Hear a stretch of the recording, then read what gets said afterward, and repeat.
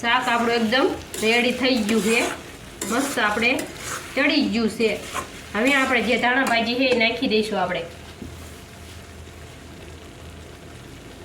હવે એને મિક્સ કરી લઈશું। આપણે જે માતાજી આજે આપણે બનાવશું સિંગનું શાક। સિંગનું શાક બનાવવા માટે આપણે બધું વસ્તુ લઈ લીધું હોય, તો હાલો આપણે પહેલાં બતાવો। આપણે સિંગનું શાક માટે આપણે તેલ જોઈશે, અને આપણે એક મરચું આ રીતે મિક્સરમાં કસ કરી લીધું છે, એક આ ટમેટું અને આ ડુંગળી અને આદુ લસણ આ રીતે આપણે લઈ લીધું છે, અને આ ચવાણું છે એ આપણે આ રીતે ખાંડ લીધું છે, અને આપણે આ સિંગ આ રીતે ફોતરા ઉતારીને લઈ લીધી છે। આપણે ધાણા જોઈશે ઉપર નાખવા, ગરમ મસાલો ને આ આપણે બધા વઘાર છે, અને આ આપણે દહીં નાખવાનું છે સિંગના શાકમાં, અને આ રીતે આપણે ભાંગી લીધું છે। તો ચાલો આપણે પહેલા તેલ આપણું આવી ગયું છે, તો આપણે પહેલા રાઈ નાખી દઈશું। રાઈ ફૂટ્યા પછી આપણે જીરું નાખી દઈશું। જીરું ફૂટ્યા પછી આપણે હિંગ નાખી દઈશું, કે વઘાણ કે હવે આપણે ડુંગળી નાખી દઈશું।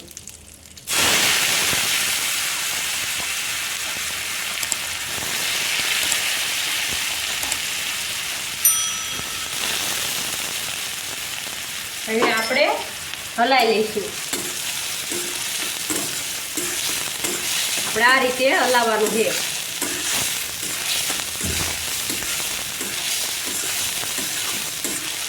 ડુંગળી થોડી સડે પછી આપણે મરચાં નાખવાના છે।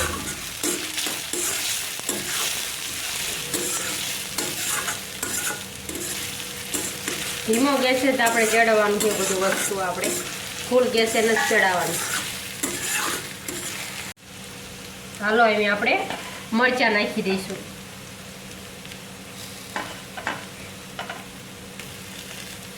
મરચાં નાખી દઈશું અને આ સિંગે નાખી દઈશું।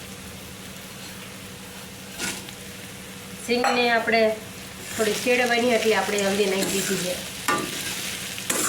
અને ધીમા ગેસે આપણે આ રીતે હલાવી દઈશું।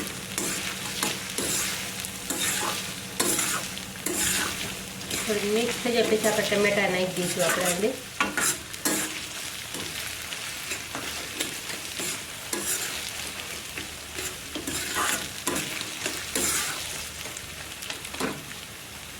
અને આદુ લસણ ને આપણે જે આ રીતે છે ને મિક્સરમાં કાઢેલું એ નાખી દઈશું। થોડુંક એટલું જ આપણે દાદુ નહીં નાખી, એને પણ આપણે મિક્સ કરી લઈશું।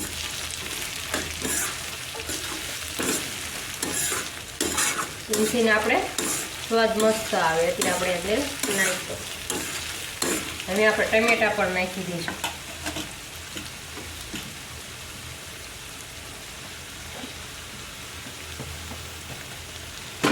ગેસ આપણે ધીમો જ રાખવાનો છે, ફૂલ કરવાનું નથી, ધીમે ઓલે આપણે શેડવાનું છે।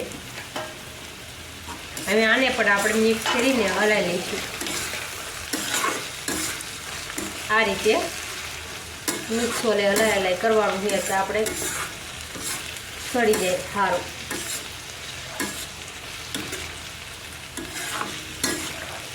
ઘડીક આપણે સડવા દઈશું।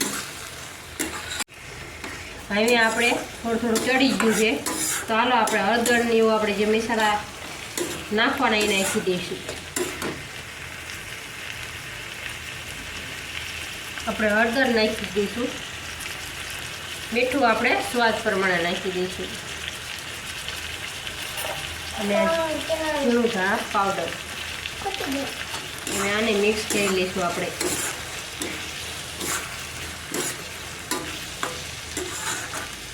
એને આપણે ધીમા ઓલે ઘડી હજી સડવા દઈશું આપણે સારું, પછી આપણે લાલ મરચું નાખશું।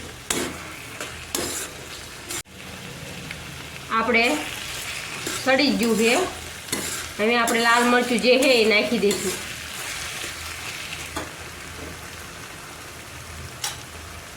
જેવું તીખાશ ખાતા હોય પ્રમાણે નાખવાનું, અમે બહુ તીખું નથી ખાતા।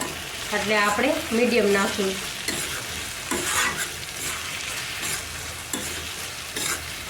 આપણે લાલ મરચું નાખ્યું હોય અને લીલું આપણે નાખ્યું એટલે તીખાશ તો આપણે થઈ જ જાય છે શાકમાં.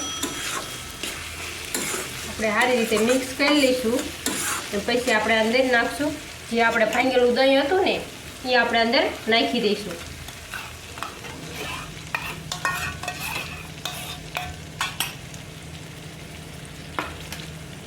મિક્સ કરી લઈશું આપણે આ રીતે.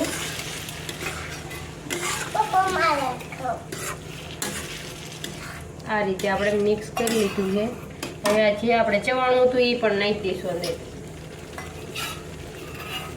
જે આપણે ખાંડીને રાખ્યું હતું ને ઈવડું હવે આને પણ મિક્સ કરી લઈશું આપણે.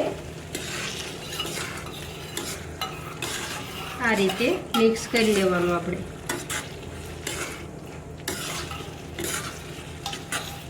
બસ આ રીતે આપણે મિક્સ કરી લેવાનું છે. હવે આપણે જે ગરમ મસાલો હતો એ ગરમ મસાલો પણ નાખી દઈશું આપણે સેજ.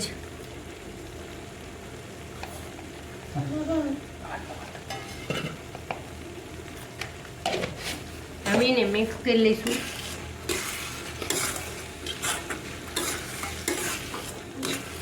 ગરમ મસાલો પણ નાખી દો, એને મિક્સ કરી લીધું છે. ઘડીક આપણે અંદર રહેવા દઈશું પછી આપણે ઉતારી લઈશું. શાક આપણું એકદમ રેડી થઈ ગયું છે. મસ્ત આપણે ચડી ગયું છે. હવે આપણે જે ધાણા ભાજી છે એ નાખી દઈશું આપણે. હવે એને મિક્સ કરી લઈશું આપણે.